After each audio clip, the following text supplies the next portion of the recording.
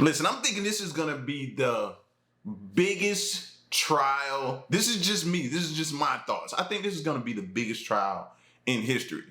You know, a lot of people go back to OJ and they always go back and compare everything to OJ, but I think this may surpass it, bro. If this thing goes to trial, which I think it is, because they have like a May 2025, I think, set, this is gonna be huge. Huge. Now, I don't know if they're gonna let cameras in the courtroom, but I will be glued to this, bro. For the simple fact that because I grew up watching P Diddy amongst other artists and different ones like that, the Jay-Z's, the different ones. So seeing this happen to somebody I grew up watching is like, oh my gosh. So this is completely like and totally fascinating to me. Of course, my heart and everything and my prayers and thoughts go out to every victim and the victims that continuously and are continuing to come forward. I don't think a week goes by that we don't see a new victim coming forward. So this is beyond crazy. This video here is the P Diddy situation. Is everything wrong with Hollywood? Let's check it out. The P Diddy scandal has finally uncovered just how dark and twisted those in control of our culture really are. From some of the most disturbing sex parties ever recorded, sleepovers with a teenage Justin Bieber, funding and controlling your favorite celebrities, hosting his own Love Island where he took people off the radar. I got an island, it's called Love Island. When you going off the grid with me, you gotta go to sleep for a week. Freak-off parties, whilst also allegedly taking down some of the most iconic musicians in the industry. The P Diddy situation is truly disturbing, and now that he's in custody, only time will tell what's going to happen next. But the fact that this has been going on secretly behind the closed doors of the Hollywood elite for decades shows just how well covered this truly was. But now finally, the truth is unraveling in front of our very eyes. P Diddy needs hardly any introduction. Before he was infamous for his crimes, he was at the top of society. He rubbed shoulders with some of the most powerful celebrities in the world. He knew everyone in the music industry, from Jay-Z, Beyonce, Snoop Dogg, to Biggie Smalls, and even Justin Bieber. And that goes to show you that we don't know these celebrities as well as we think we do. We only see one side of them. We only see one side. So, and a lot of times it's just the good. But it's what we don't see we got to start thinking about.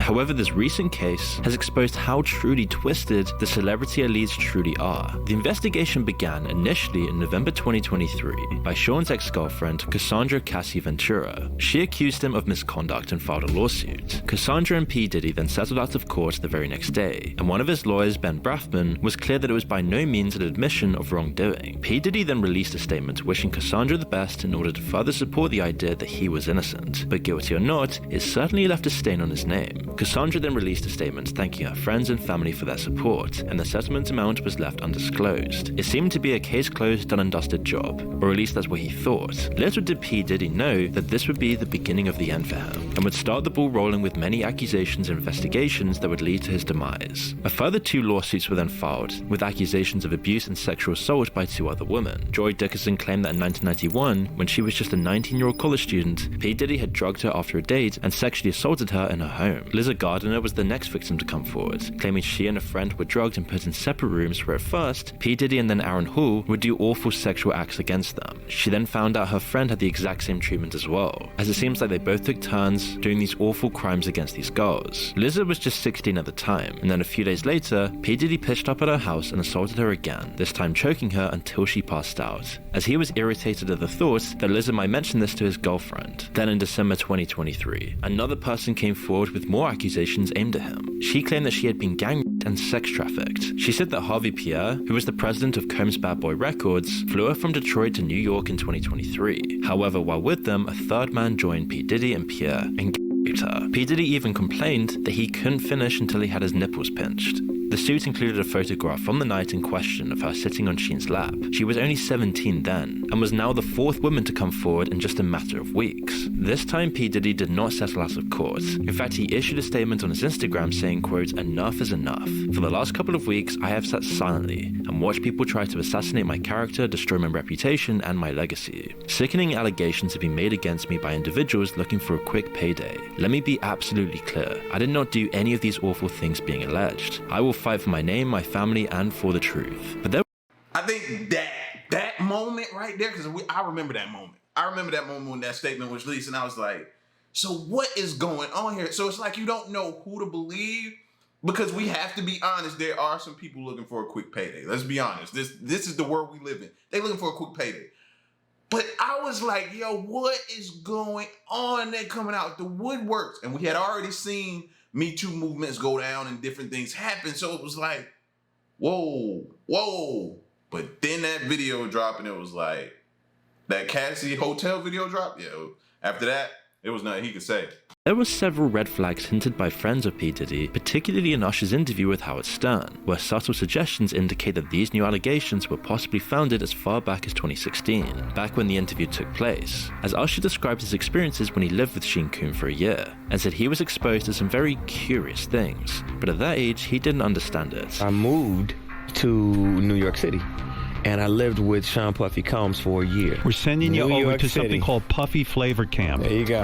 To learn Flavor Camp? Yeah, Flavor that's Camp. what it was called. Puffy's place was like just filled with chicks and orgying like nonstop, right? No, not really. Come on. But hey, it was curious. I got a chance to see some things. Yeah, but you were 13. What were you I seeing? went there to see the lifestyle. I don't know if I could indulge and understand what I was even looking at. It was pretty wild. What I did say is that there were very curious things taking place. And I didn't necessarily understand it. It's only now that it stands out because it further supports the allegations. When Howard asked Usher if he would allow his own son to participate in the Puffy Flavor Camp, as P. Diddy would call it, Usher didn't hesitate to say no. 14 years old. You're a dad now. Would you ever send your kid to Puffy Camp?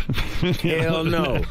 In a Rolling Stone interview with Usher in 2004, he elaborated on his experiences with living with P. Diddy. He said there was always girls around. You'd open a door and see somebody doing it, or several people in a room having an orgy. You never knew what was going to happen. With this in mind, it wasn't that surprising that by February 27th, 2024, the producer of P. Diddy's album, The Love Album, sued P. Diddy for $30 million for sexual assault. He claimed that he was also drugged and woke up in a bed with 2 male sex workers and Mr. P. Diddy himself. His lawsuit included P. Diddy's son, Justin, who he claimed would bring underage girls home and then drug them, while his dad secretly filmed these sexual acts. Although an adult film actor called D'Angelo Knockout Marquise claimed that one of the photos used in the lawsuit was actually a still from one of his films. Although perhaps discredited, where there's smoke, there's fire, and P. Diddy was now desperately trying to put the fires out as more and more took to flame. P. Diddy actually admits that he did document everything in his life, so any sexual male acts could have easily been caught on tape, and the fear of that exposure will keep some from coming forward as well. Gene Deal, P. Diddy's former bodyguard, said in an interview that the freak-off included P. Diddy having sex with male escorts that his then-girlfriend was forced to find. Looking at this lawsuit, she alleges that, Diddy, he'll make her look online for BBCs for their freak-off sessions.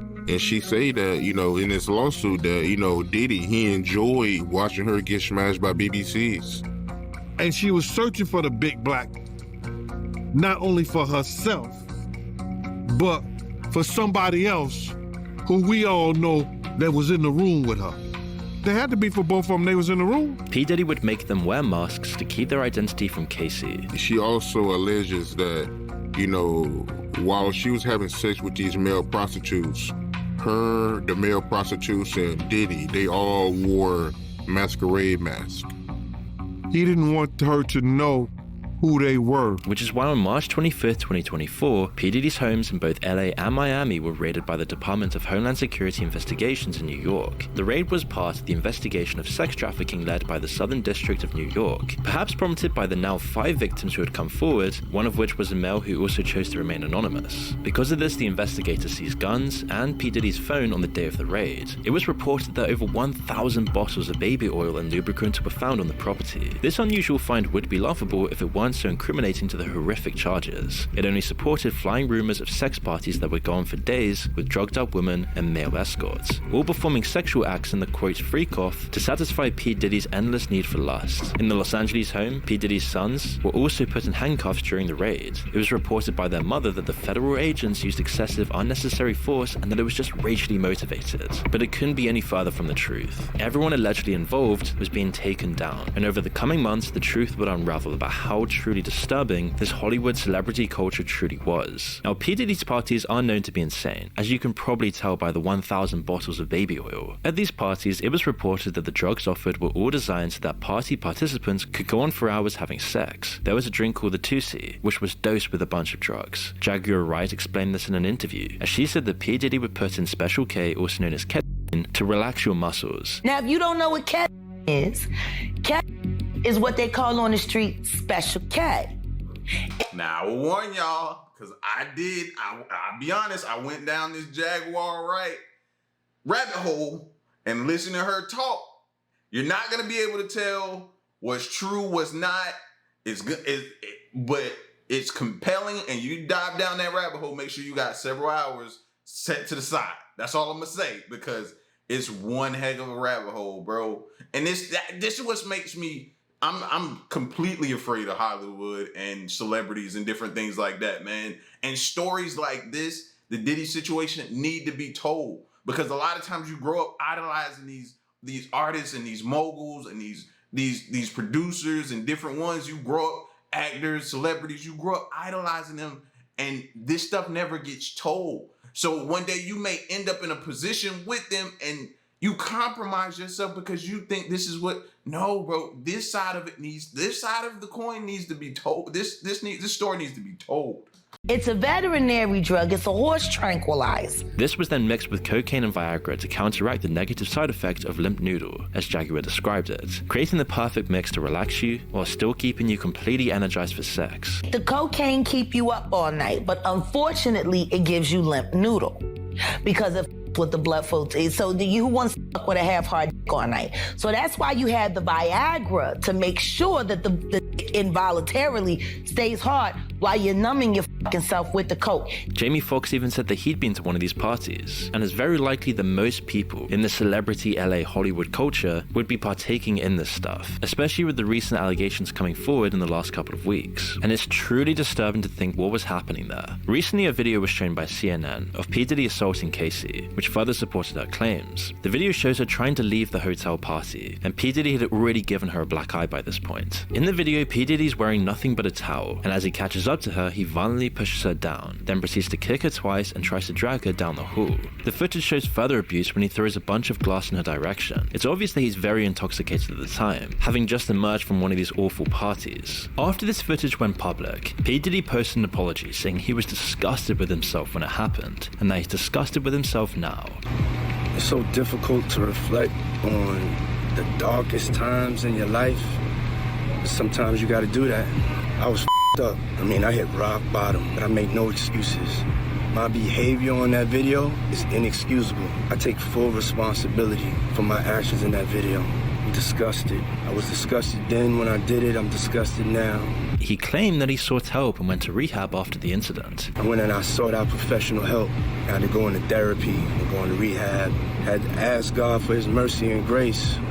I'm so sorry, but I'm committed to be a better man each and every day. I'm not asking for forgiveness. I'm truly sorry. The LA County District Attorney's Office also issued a statement saying that while the video was hard to watch, they could not use it for further action as the footage and incident happened beyond the timeline where it'd be of legal use. However, they encouraged others to come forward. It was explained that P Diddy paid the hotel $50,000 for the footage so that it would not be leaked to the public. The sad reality is that this is the only incident caught on surveillance and actually exposed to the public. However, Casey's lawsuit was riddled with far more horrific accusations. That girl went through some tumultuous shit that she never thought that she would ever have to go through being in the music business. She claimed that P. Diddy would go into fits of rage and that she was his main target of savage beatings. They went into the bedroom and shut the door, and all I could hear is screaming and yelling and whatever was going on in there, I don't know. But all I could think of was to grab Cassie's things and start packing it up and just getting her out to safety. She claimed that he would drug her and force her to have sex with other men while he watched, filmed, and masturbated to it. This has since been dubbed as a freak-off, and as we've mentioned, it's come up in many other accusations as well. She also claimed to try to leave him in 2018, which ended up with her getting ard. Casey also claimed that for a brief time she and Kid Cudi started a romantic relationship, but when P. Diddy found out about it, he threatened to set his car on fire and wanted to make sure that Kid Cudi was there when it happened. While it seemed like an idle threat, it didn't indeed happen. 2 weeks later, Kid Cudi's car was deliberately set alight. As for P Diddy, this footage of the abuse could not have come at a worse time. He was already being investigated, adding fuel to the fire. Women were coming forward with further accusations, and even men like the Michigan inmate Derek Lee Smith sued P Diddy for $100 million and won by default. It seemed that P Diddy didn't even show up to defend himself for this one. In Derek's suit, he claimed that while at a party in Detroit in 1997, he was a victim of groping and sexual assault by P Diddy. And once these accusations started coming forward, people started realizing that P Diddy was just the tip of a giant iceberg of a huge Hollywood conspiracy. You see, Eminem, who's known to rap out his opinions, recently dropped a line in his Killshot diss track, mainly aimed at Machine Gun Kelly, that brought up the possibility of P Diddy's involvement in Tupac's murder. The line that had fans reeling went, "Kel's the day you put out hits, the day Diddy admits that he put the hit out that got Tupac killed," which was then followed by, "I'm just playing Diddy, you know I love you," and many share Eminem's suspicions, although there has been no real proof of it. It is possible that Eminem is not holding back as P Diddy's record company Bad Boy Records is funding MGK, who is gunning for Eminem. But Eminem didn't stop there. In other songs like Antichrist, he brings up the video of P Diddy and Casey and makes fun of possible reasons for P Diddy to chase Casey. In another song, Fuel, he brings up the lawsuit and insinuates that P Diddy tried to have Tupac's alleged murderer killed. In another song, Bad One, Eminem raps about P Diddy possibly blowing up Kid Cudi's car. It hit such a nerve that P Diddy demanded a public apology from Eminem. He believed that the rapper had gone way too far and was doing more damage to his reputation in light of the new developments. Well, he's not wrong, because Eminem's fanbase outnumbers any other rapper, and they tend to be loyal and hang on to their every word. And see the thing about this is, bro, everybody in the industry, when they say they be knowing things, bro, that we don't know as outsiders. The industry be knowing this stuff, bro. That's why they be making little subtle statements or throwing lyrics in a song just to kind of put it out there and keep it in the forefront, or place the thought in our mind. So then when we come back and we go back and we like, yo, he knew, they knew, they had some level of suspicion. Like, they be knowing, the industry be knowing, bro. Especially when it comes to the disturbing life behind the scenes in the music industry and Hollywood world, people trust that Eminem isn't just making this up. All these allegations seem to stem from a time when P Diddy came off as a powerful icon in the industry. This speaks to the intimidation and manipulations used to keep all those people quiet. In 1999, certain testimonies indicate that P Diddy got away with a shootout in a club. At the same time, P Diddy and his then girlfriend J Lo went to the club and got into an altercation with Matthew Scar Allen. P Diddy knocked a drink out of Matthew's hand, which sparked the violence, where P Diddy threw money in his face as a sign of disrespect. As it got heated, both of them drew their guns and fired into the crowd. 3 victims survived to tell the tale, but one victim in particular stands out. Now, Tanya Rubin reports that she saw P Diddy do the shooting while she shot into the ceiling. She herself was shot in the face, and her testimony has not wavered since. I watched them both fire their guns. I watched them, and that is exactly how I sit here today, because some thug criminal with an attitude and an ego that was outside of control decided he was going to fire a gun in a crowded nightclub and shot me in my face. She was so adamant about it that she offered to get bullet fragments removed from her skull to use as forensic evidence. However, P Diddy was once again acquitted, with Shane taking the fall, being sentenced to 10 years in prison, pulling the strings behind the scenes once again, and P Diddy got away scot-free. This was even brought up in Rodney's suit, as P Diddy would tell him that he even got away with shooting people and would display his guns to instill fear to keep Rodney silent and compliant. The more we uncover about P Diddy's life, the more these testimonies start to line up a very dark picture of what it takes to actually succeed in the celebrity culture, and how truly powerful the people pulling the strings really are. P Diddy just seems to be the tip of the iceberg, just one guy who was so clumsy, made so many obvious mistakes, and became so hated by the industry that he's finally now being exposed. But who knows how many other people are out there doing the exact same thing or even worse. But soon another 2 victims would come forward, this time the model Crystal McKinney, who claimed she met P Diddy in 2003 at a fashion event. He found her attractive and offered to help her with her career, and once he had her at his studio, he gave her alcohol and offered her laced marijuana, stating, "You've never had weed like this before." Quickly, she was very intoxicated, and P Diddy took her into a bathroom and forced her to perform some certain acts. Later on, she woke up in a cab, but luckily remembered what had happened. and she kept her clothes in plastic if they were ever needed for forensics. But because of his power, she only filed the lawsuit in May of 2024. April Lamprose is another victim of a much older but longer case. In 1994, she would meet P Diddy, as he offered to mentor her in pursuing a fashion career. However, this would turn into a lawsuit of 4 incidents where P Diddy would sexually assault her over the next 6 or 7 years. If she refused his advances, he would go berserk, which almost made her feel obliged. P Diddy then taped it all without her knowledge and had shown these clips to others. She felt like he had the power to ruin her career in an instant, so she always had to be careful. After a few years, she bumped into him again. This time he apologized for his behavior, but then fell straight back into his old tricks to lure her in. The indictment revealed that P Diddy also threatened his victims, including by threatening to expose the embarrassing and sensitive recordings he made of freak-offs, if the woman didn't comply with his demands. Kidnapping, also one of the charges, was briefly mentioned in a joking manner in a Conan interview with P Diddy, where he says, quote, "I don't know if you guys have noticed this, a lot of ladies drink water at parties. They just, so if you don't have what they need, they're gonna leave. You need locks on the doors." And while the crowd laughs at the time, it's only in hindsight did we realize how disturbing the statement truly was. I don't know if guys have noticed this, like a lot of ladies drink water at parties. They just, so you have, if you don't have what they need, they're gonna leave. Right. Gotta keep them there. Right. You need locks on the doors.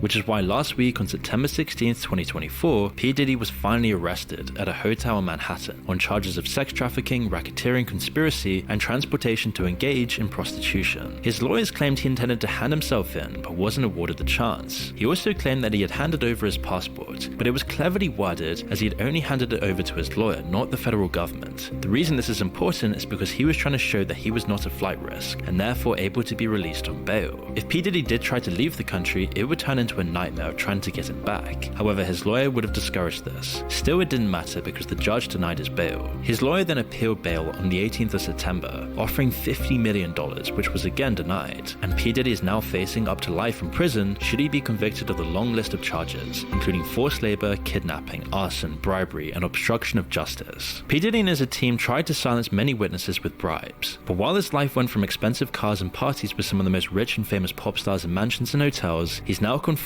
to 4 walls of a prison cell, waking people up to how disturbing this Hollywood industry truly is. It's also known that the Metropolitan Detention Center in Brooklyn, where he's currently being detained, is known to be hell on earth. It's the same prison that housed R. Kelly, who faced very similar charges, and Mr. Jeffrey was also a former inmate before he was found dead. Since the second appeal of bail was denied, P. Diddy has been put on an S-Watch. His lawyers have said that they'll fight this with all they have, as they believe he's innocent, but it's believed that the defense attorneys have an airtight case and are very confident that their investigation findings will secure a guilty verdict. Regardless of the outcome, his career is completely over. He's been exposed for all the vile stuff, and now the truth just seems to keep on unraveling. All his business colleagues and former friends have done everything they can to distance themselves from him. It appears that Usher's deleted a bunch of tweets to get some distance, and even though he claims he didn't do this, it does seem very suspicious and nobody really believes him. But many celebrities are too scared to even speak out against P. Diddy, and some might fear the footage the feds have that could implicate them. It's been reported that Justin Bieber is so shocked by the crimes of P. Diddy that he's unwilling to talk about it. And after all the videos of him and Justin Bieber have surfaced back online, it's said that Justin's completely shut down.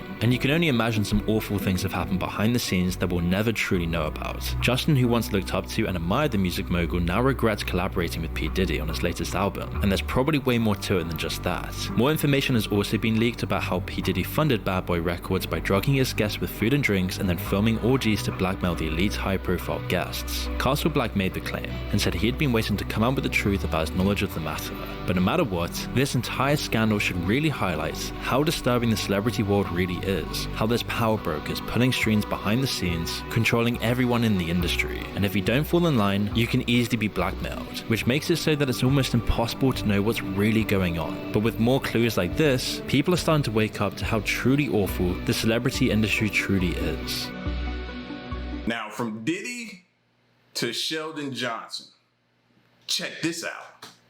On the 1st of February 2024, Sheldon Johnson appeared on the Joe Rogan Experience. 38 days later, he was arrested and charged with murder. It was episode 2096, with Joe Rogan, Sheldon Johnson, and another person named Josh Dubin. Josh had been on the podcast 6 different times before, explaining on an earlier episode that he was a lawyer who worked with wrongfully convicted felons. We're here to get the word out about wrongful convictions. In 3 3 out of 6 of Josh's appearances, he'd bring these wrongful convicts to tell their story. He spent 3 decades in jail for murders that he didn't commit. So when Josh brought in Sheldon Johnson, it seemed this would be another positive episode, but it quickly became apparent that Sheldon was slightly different. I figured we'd do something a little bit different. Typically, the person sitting to my right is someone that was wrongfully convicted. Sheldon is guilty. Sheldon had only just been released from a 25-year prison stint, but Josh had brought him on specifically as an example of someone who'd been given an unfair amount of time,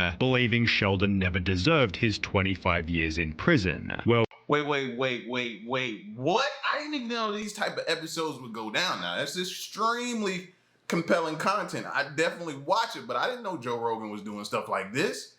I definitely watched that, but Buddy did look like he was like ready for round 2, it seemed like. Oh, you can be the judge of that. Born 1975, Sheldon Johnson grew up in the Martin Luther King Jr. Towers, aka a poverty-stricken housing project in Harlem, New York City. His entire family tree had been in and out of prisons. My father was incarcerated. He did about 15 years. I was incarcerated. My grandfather was incarcerated. My great-grandfather was a slave. And my son killed somebody when he was 12 years old. While Sheldon was the only one in his family who had functional hearing. My mother's deaf, my father's deaf, my sister's deaf, my aunt is deaf. I grew up in a deaf household. Therefore, his father, a drug dealer, brought Sheldon along to help him translate deals, and by the age of 12, Sheldon had joined the exact same line of work. I started selling drugs. Guy offered me an opportunity to be a lookout, and I would just stand there, and eventually I just slowly moved up the ranks. It turned me into this person that I was never meant to be. As a result, he began to rack up charges. Driving without a license, standing on the corner, little small petty drug cases. And spent most of his teens in the Rikers Island prison, although it'd be after his release at the age of 21 that things went downhill badly. He'd commit 2 different armed robberies, receiving a sentence of 50 years in prison, which Josh argued was incredibly unfair, given only one person received minor injuries. He got hit in the head with the gun right here on the side of his head, and he had 2 stitches, and they gave me 25 years for that case. Did you hit him in the head? No. Regardless, prison is where Sheldon realized he had to turn his life around. It was at that moment I really said I have to change my life. I just can't do this. Beginning a prison journal about hope, change, and reform. In his entry letter to my younger self, it explained just because you're surrounded by violence does not mean that violence is the way to solve your problems. Sheldon, 2 wrongs do not make a right. Violence only begets violence. Learn how to respond and not react. In a different entry, he'd state, as we know, I'm currently in prison, which I've learned does one of 2 significant things to its occupants. Brings the best out of them or the worst. I saw individuals who were at their worst, and I saw guys who were at their best. The guys who were at their best were guys who were involved in education, post-secondary education programs. Realizing the role model prisoners were those with an education, Sheldon spent years educating himself. I got into school, I got my GED, and then I went on to obtain my bachelor's in behavioral science from Mercy. I stopped smoking weed, I stopped smoking cigarettes. I started working in the law library. I discovered that I had a knack for complicated things, case law, and I was actually helping guys get out of prison. He'd further add to his journal, I have grown dramatically in these 14 years, when I could have easily withered away. I've learned that I love Shakespeare, that I love acting, that I love writing, that I enjoy reading philosophy, that I love reading criminal law, that I love writing legalese. Sheldon had changed his life to such an extent, BuzzFeed advocated for his release back in 2016. He became a model inmate, said David Roth, the prison social worker. His days were so full that he went to bed exhausted and fell asleep immediately. As a result of his good behavior, Sheldon was released after 25 years of his 50-year sentence, appearing on a podcast called Success After Lockdown, on which he'd implied that he'd never go back to prison. I'm reflecting, I'm saying to myself like, yo, I can't spend the next 50 years like this. When he'd appear on Joe Rogan 1 month later, Sheldon again implied that he wouldn't go back to jail. Individuals who have been shown to acquire associate's degrees and bachelor's degrees are like 92% less likely to return back to prison. With Josh using Sheldon as an example, that change was always possible. How do you make change happen? He's living it and making it happen. Look at this beautiful mind and how he articulates himself. He began began working for the Queen's Defenders, helping troubled youth. I'm trying to catch these kids before they fall, and I want to show them the way. And even began to consider more formal education. Sheldon asked me, should I go to law school before we came here? In the process, expressing his disbelief that he'd turned his life around. I just came from the bowels of hell. 25 years in prison, and now I'm in the sky above the clouds in the heavens, headed to a destination to talk about change and to talk about all of the things that brought me to this place today. Joe Rogan even posted a clip titled, "Sentenced to 50 years, Sheldon Johnson decided to turn his life around." However, Sheldon would make one final important claim. But this is how fast your life can change from just one simple mistake.